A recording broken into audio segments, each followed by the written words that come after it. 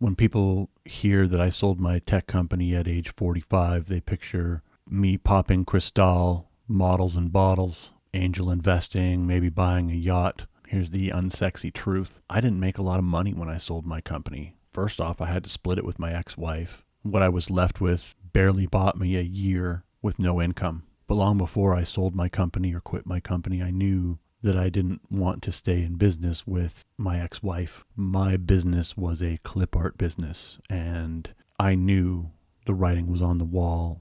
AI was coming. They were coming for my business, and I sold it. But long before I sold it, I had mentally checked out. I knew that I was done. Kind of like some people get with their jobs when they're sick and tired of their boss or whatever it might be. I was done. And I did what most people do. I started a side hustle. And that side hustle is what I do full time today, which is I'm a comedian and self-published humor author. The side hustle wasn't making me a ton of money, but it was enough for me to try and scale it over that year. It gave me the confidence to go deep into this business and give it everything I had. I managed to get over 1 million followers right here in my basement, and I turned that side hustle into a real business. So today I'll give you the real story about the ticking clock, my daily grind. I hate that word grind, but my daily routine, we'll call it, and the dumbest mistakes that I made when my safety net disappeared. Because I have ADHD and I'm horrible at organizing my thoughts, I had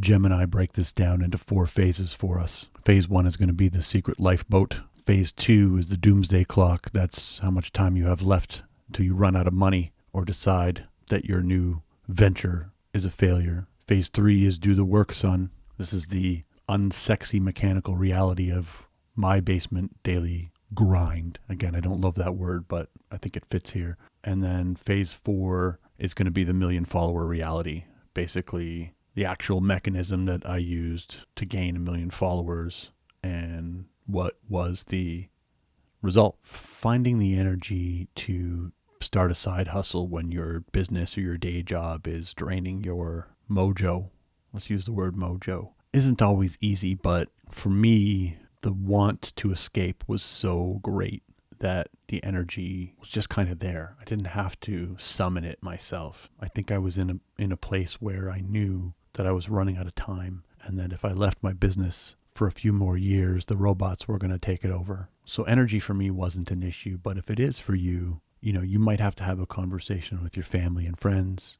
carve out time for your side hustle, whether that be your Netflix time in the evening, or maybe you're not cutting the lawn on the weekends, or whatever it might be.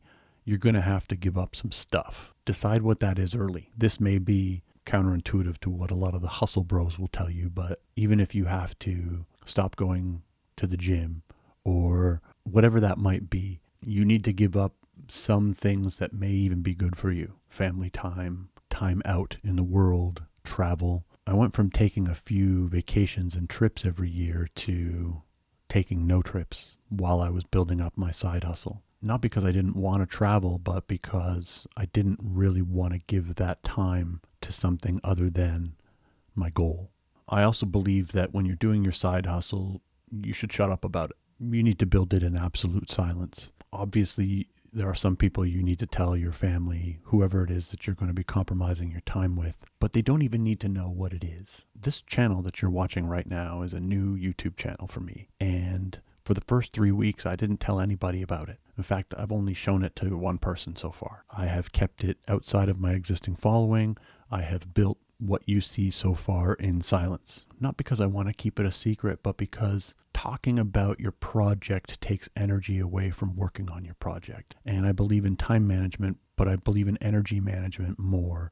The more you have to convince people that your idea is good, the less you will work on it, period. People will suck the life out of your project just by asking you questions.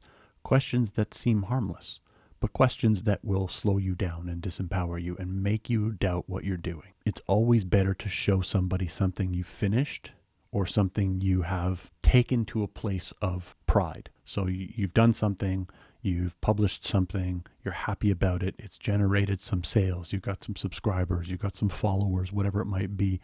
Then you can start to show people. But the minute you start to tell people what you're doing, you're going to have to answer questions. And those questions might cast doubt on what you're doing, because people tend to project their own fears onto you. It's just the way they are. So I think if you want it bad enough, you'll find the energy. And I think when you find the energy, if you do it in silence, you'll get a lot more done. Phase 2 is the Doomsday clock. I've been an entrepreneur since I was 24. Been a CEO since 24, yo. And when I started my first business, I went from furniture delivery guy to internet entrepreneur. And again, I had a side hustle. I did it on the side. And when I was making enough money to justify quitting my job, I quit my job. And I made a rule. And I still, at 52, I still follow this exact rule. And the rule is give your project, your build, your company, at minimum, the same amount of time you would give your job. So if you work an 8-hour day and you commute an hour each way to work, that's a 10-hour day. If you can't get up in the morning, pour yourself a cup of coffee and sit down at your desk for that 10 hours, you're not going to make it. And the reason why I gave myself that rule is I wanted to make sure that if I failed, I could say that I gave it my all, and I could say that I gave it at least the same amount of respect that I would have given my job that I didn't love. And if I couldn't do that, then I shouldn't be an entrepreneur. So set your alarm, get up in the morning, show up at your desk. Even if you don't know what to do, even if the task list isn't clear, do the work every day. I think when we start out, for me anyway, I've talked about this in other videos, but I have a delusional confidence. It's like the opposite of imposter syndrome, which can get you in just as much trouble because you can easily believe that you're capable of things that you're not really capable of. But it also affords you the luxury of taking big swings. But that delusional confidence could easily be self-destructing, especially if I spent money. So one of the rules I made, because I knew that I had delusional confidence, was not to buy any gear. No gear. I had to use my existing Mac. I had to use my iPhone because I didn't have these cameras that I have now. I shot everything on my phone. I did everything with very little outlay of capital by design, because I could have easily convinced myself to take half of the money and spend it on gear. But I wanted to prove that I could do this without buying a whole bunch of equipment. I didn't want to get weighed down by learning a new camera, and then I would go down the rabbit hole of learning cinematography and storytelling and filmmaking techniques. So don't let your confidence in your project allow you to spend money on things you probably know you don't need. If you can't do it with your phone, you can't do it with a $5,000 camera setup. If you can't do it with the fluorescent lights in your room, you're not going to do it with soft boxes and ring lights and backlights and fancy LEDs. So that's the dumbest trap, is buying equipment and gear that you think you need. You don't need that laptop. You don't need that camera. You don't need that microphone. I started out with this $40 Amazon Shure microphone, and people told me it was garbage, but I didn't care because I just needed a microphone. So don't get caught up in the need to buy equipment, buy gear, waiting for that thing to show up before you can start the work. That's a cop-out, and that's a procrastination technique that your brain loves to play because it buys you laziness today. Use your phone, use the microphone on your phone, use the laptop or the computer that you have now. If you don't, just use your phone if you don't have a computer. The other trap that I think I fell into was moving too slowly. I started publishing books, I started making videos, and I believed that the audience didn't want to see as much from me as I was willing to do, as much as I was willing to publish in terms of the volume of videos and the volume of books that I could have published in a shorter amount of time. Looking back, I know I could have moved more quickly. Phase 3 is do the work, the unsexy mechanical reality of the basement grind. I hate this term, grind, but that's what I did. I came down here to my basement every day and I worked my ass off. Made cringy videos that are still on my TikTok account today, that when I watch them, I want to delete them. But I leave them up there on purpose. In fact, I have a video that's so cringe, people view it every single day. That video is like 5 years old, and people look at it every single day, and the comments are like, I bet Unc regrets making this video, and I bet Unc wishes this video never existed. But I don't. I'm happy that it's there, and I'm happy that I did some cringy stuff to get me to where I am now, and I'm still doing cringy stuff. When I do stand-up at clubs and I watch my tapes back, it hurts sometimes to watch myself. If I watch old videos, it hurts. If I look at some of my old books, I cringe. That's part of this, is going through that phase. And I know a lot of people talk about it, so I don't want to get into it in a big way, but you need to be willing to do some stuff that's maybe going to look bad. And that's part of why you don't need to tell anybody, right? Because it allows you to be cringe without your friends watching. My previous skills may have sabotaged my pivot early on. One of the things that I did think I could spend money on was advertising. My first book,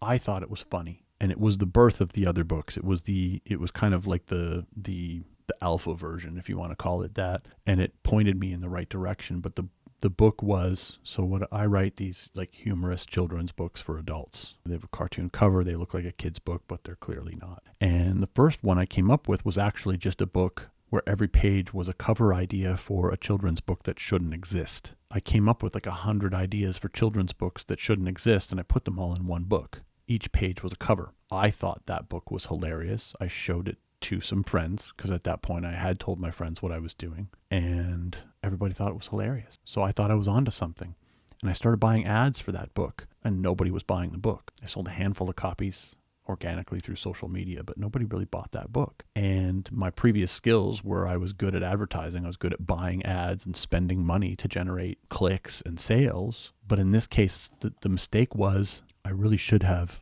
waited for something to go viral before I started buying ads, because my previous skill set was that you know I never went viral. I just bought ads.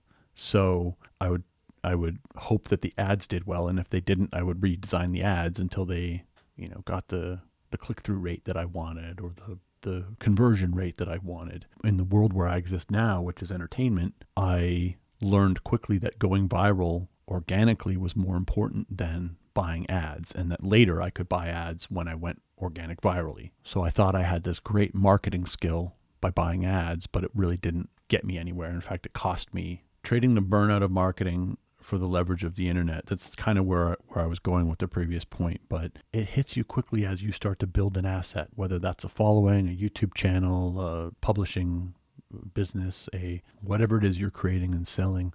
You have to think about who can you leverage and what can you leverage, so that the more successful you become, the work doesn't change. So I'll give you for instance, and this is different for everybody, but I built a following on TikTok and Instagram and YouTube. I self-published my books using Amazon's self-publishing platform, KDP. The leverage that provided me is that I don't do any of my own customer service. I don't do any of my own fulfillment, except when people buy autographed books at a premium on my website. So whether I sell 10 books or 10,000 books this month, my workload doesn't change. My previous business, when we had a busy time and we would have an influx of new buyers or customers, that came with an influx of customer support, an influx of technical headaches, server issues, whatever it might be. The pain of scaling can be very difficult. So if you can leverage other platforms that can do the scaling for you, Amazon doesn't care how many books I sell. They just pay me my royalty when people buy them. I don't have to deal with customer service. I don't have to deal with my book arrived ripped or wet. I don't have to deal with refunds. Amazon handles all of that for me. And that allows me to leverage their global scale, their global marketplace, to publish books. And I don't have to pay anything to do it. I don't have to run a warehouse or have a whole bunch of books in my garage or any of it. It just handles itself. One of my best months, I got sick and I couldn't work. And I was making so much money at the time because a couple of my videos went viral. It bought me the sick time, because when you own your own business, nobody's paying you for your sick days. And it really stuck out to me that month I would have been in big trouble if I had sold tens of thousands of books and I had to fulfill them all myself or deal with any of the customer service. So it's really important that whatever it is you're doing, you're willing to leverage the platforms and tools that are available to us today. Amazing, even compared to when I started a few years ago. It always comes down to like reducing friction. People say to me all the time, you should sell your books in these kinds of stores or these kinds of stores. And the idea of having to wholesale my books and deal with the drop shipping of them and deal with the logistics and all of that stuff, I would rather wait until a distributor came along and said, or I could find a distributor to do that for me and again, just collect my royalties.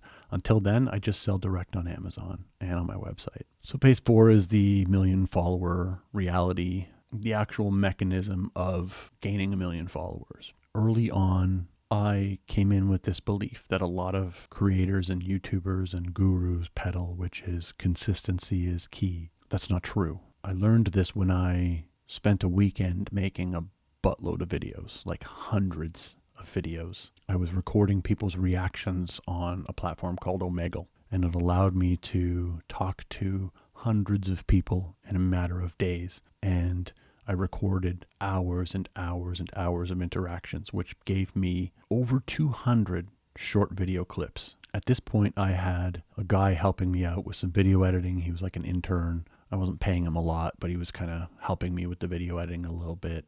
This is probably 6 months into the 12 months. We had a conversation, and I said to him, I'm going to upload 200 videos to YouTube this week, and I'm going to upload them to TikTok, and I'm going to upload them to basically every platform. And he was like, that's crazy. You can't do that. I said, why not? And he said, the algorithm expects consistency. I know that 200 videos uploaded to YouTube in a matter of days or even in a few hours is not a lot compared to how many videos get uploaded to YouTube. It's a brick in the Grand Canyon of daily uploads. Conventional wisdom tells you to take those videos and schedule them out, one every other day. So you now have a year of clips to upload. But I didn't have that patience. I wanted to see where that was going. I wanted to do it now. I wanted every one of those videos in the system generating traffic and helping me to prove that this was going to work. My editor told me I was crazy and I was going to get shadow banned. I did it anyway. And the result was a YouTube plaque. I generated over 100,000 subscribers. I broke 100,000 subscribers on YouTube by uploading 200 short videos. I think I uploaded them all in a day and I published them over 2 days. This was before AI, so I wrote the titles. I did everything myself in a vacuum, and that boosted my TikTok following. It boosted my YouTube following, and it propelled me into a new level of viewership and book sales. I also came up against some community guidelines violations on TikTok, and I definitely saw some pushback. A few people got angry with me and said, you're uploading too many videos, but I never listened to those people. My attitude is, you were on your way out anyway. If I'm giving you too much, you're not a big enough fan. So I let those people complain. I let some people unsubscribe because that's something people don't tell you. When you try to grow at scale, like if you have a mailing list or you have a subscriber base or you have a follower base and you're posting new content every day, you're going to lose followers. People are going to unsubscribe. And seeing that number drop is the biggest predictor of success, because if you can watch your follower count drop and you can watch the outrage come in and you can watch people complain and you can watch your community guidelines violations go up and your warnings go up and your fear of all of these deplatforming and all this kind of stuff that can happen to you, if you can do that and you can see the numbers drop, but you're willing to keep going, that is my number one predictor of success in all of this. Is if you can mail your customers, send them an email and let a whole bunch of people unsubscribe, but also let a bunch of people buy your product and then do it again tomorrow or next week or whatever that might be, that is a predictor of success, because a lot of people will email their list and have 10 people unsubscribe, and then they'll never email their list again, because somehow holding the mailing list, having the number of subscribers is better than losing a few. But that's not the reality. The reality is the more stuff you upload to platforms, you're going to lose some followers. And then 1 or 2 videos are going to go viral and you're going to gain them all back. And then some. 2 steps forward, 1 step back in many cases, or 1 step back, 2 steps forward in many cases. So, and having that many followers, once I broke 1 million followers and once I broke, a couple 100,000 followers on TikTok or on YouTube, I had to deal with a lot more scrutiny, outrage. I had so many angry woke kids on TikTok making response videos to some of my videos, because I tackle a lot of topics like racism, domestic violence, and my humor is edgy. That brings with it a lot of people who like to finger wag and tell you that you can't do something, and they will complain, they will report you, they will organize to report you, and in some cases they will actually do your advertising for you. So having people who don't like you is amazing, because they can't help but tell everybody about you. Does 1 million followers pay the rent? Not by itself. If I stopped working today, my book sales would eventually dwindle. My views would drop off. My access to the attention in the attention economy would dwindle. So just because you have 1 million followers doesn't mean you're rich. I'm lucky because although my content is edgy and sometimes a lot of my work gets demonetized and I don't get paid, like I don't make any money from YouTube. In fact, I'll do a video about how much money I made from 150 million video views on YouTube. And it would shock you how low that number is because my content is not advertiser friendly. Another reason why I built this channel is I wanted to have something that was a little bit more friendly to the advertiser just to see the difference. And it gives me an outlet to be a bit of a geek. So having 1 million followers doesn't guarantee any number of views on your videos anymore. It used to, but it doesn't anymore. In fact, you have just as much chance of going viral with no followers, 0 followers, as I do with 1 million plus. So don't let that slow you down. Having followers today is a vanity metric. It's not a guarantee of any future results. You can put up a video that's garbage and you might only get a few hundred views on it. And what will eventually happen is when you have 1 million followers and you put out a bad video or you put out a video that gets low view count, the kids who have emotional problems will definitely show up and tell you things. Like I have lots of comments on my videos saying, Unk fell off because one video got less views than the normal amount. Or based on my follower count, my views must be low. Or people will say things like, oh, he must have bought his followers. His followers are all bots and cam girls. Or his followers are, not engaged or whatever it might be. You have 1 million plus followers. They're not all showing up to watch every video. It just doesn't work like that anymore. It opens doors for you, having that many followers. Not necessarily for me. It opens doors for me. I'll tell you how it opens doors for me. It opens doors for me at stand-up clubs. If I want to do, a spot at a comedy club, having a big following will help a little bit. But because my content is so edgy, I don't get brand deals. Nike isn't calling me to say, hey, you want to open our sneakers on your webcam? For me, all of my videos are advertisements for my books. And that's how I make my money. I make my money through people buying my books on Amazon. And I don't direct them to special affiliate links. I just say it's available on Amazon. That's all I say. Because everybody has it. You either have Prime or you don't. It's either on your phone and your credit card's already plugged in, or you don't have it. And if you have it, it's really easy for you to find my work and buy it and have it tomorrow. So for me, 1 million followers pays the rent, but it's not the followers that are paying the rent. It's the constant uploads that I'm doing. It's me milking a book. Like I'll take a book that's funny and I'll read it to the audience, and then I'll send it to a couple of other influencers who read it to their audience, and I pay them to do that. That wasn't the original. Originally, I just did it myself. I'd read it to the audience. And then I learned that if I went on Omegle and I started getting other people's reactions to my books, I could tell you the same joke over and over and over again. And my audience was happy to watch because they were watching new people react to the same book that they already knew the punchlines to. So I figured out ways to I figured out ways to milk one book into 100 videos if I wanted to. And you'd be willing to watch those 100 videos if you thought the book was funny the first time because you wanted to see new people react to it. You wanted to see me interact with those people. You wanted to see their face the first time they saw it. And it allowed me to scale very quickly because now I was filming reaction content and not just my own content, which would look duplicated if it was just me reading you the same book over and over again or trying to sell it to you in different ways. But if I filmed people's reactions to it, I could get hundreds of videos out of a single book. I'll end with this. The one comfortable lie that you need to stop telling yourself, and that is putting anything before doing the stuff. You want to make videos, or you want to create content, or that you want to build something. There's something that you want to create, and why haven't you started? It's because you're putting something first. You're either saying, I need a skill, I need a partner, I need a piece of gear, I need money, I need time. All of these things are a myth. You can do it on the side. You don't need a partner. In fact, I don't recommend it. If you can't do half of this by yourself, if you can't do, there's so many tools available to you right now. I wish I had all these AI tools, Nano Banana and Gemini. Gemini helped me structure. I knew what I wanted to say on this video, but I am horrible at delivering this type of content because I'm a comedian. I'm used to making people laugh. I knew I wanted to explain this to you. And so I asked Gemini, what are the key things I need to tell them? What questions do I need to answer? Because in my head, it just all makes sense, but I don't know how to get it out of my brain. And so I asked Gemini for these prompts to help me figure it out. I rewrote them a little bit. I changed some things. These weren't available to me when I first started building my following. It's all available to you. There's so many tools and they're cheap. They're so cheap. Don't let people tell you that AI is bad. Don't hold yourself back from using these tools. I don't care about how much water it wastes. Really, I mean, they're blowing up countries right now, and the robots are going to kill us in a few years anyway. Use the water, figure it out, chase your dreams, build the thing you need to build. If you like this video, you can subscribe. If you didn't like this video, I have no idea why you listened to me ramble till the end. Go build something.